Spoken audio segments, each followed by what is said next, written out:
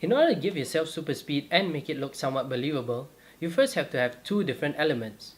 First element is your subject, which you will be speeding up. The second is the real world surroundings that will be affected by the super speed.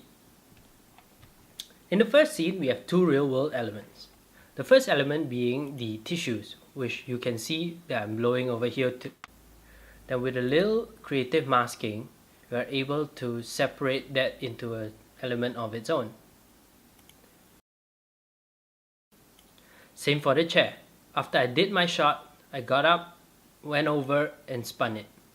So with a little creative use of masking as well as time remapping, we are able to composite everything into one single scene,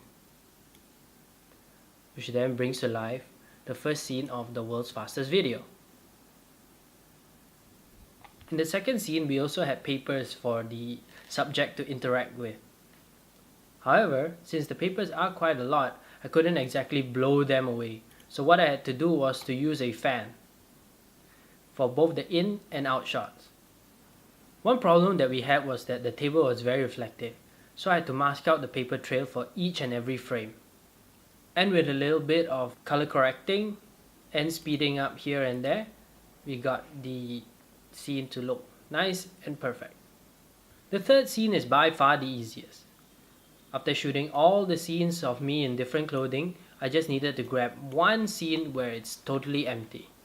And in that scene, all I need to do is just create a garbage mask around both me as well as the mirror itself.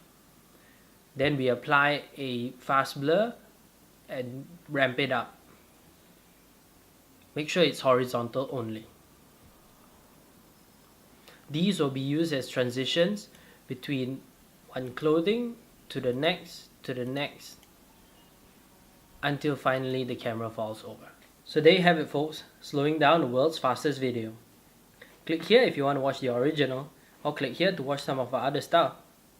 So do share, subscribe and like to support us, or comment below if you think there's anything better that we could do to make it better.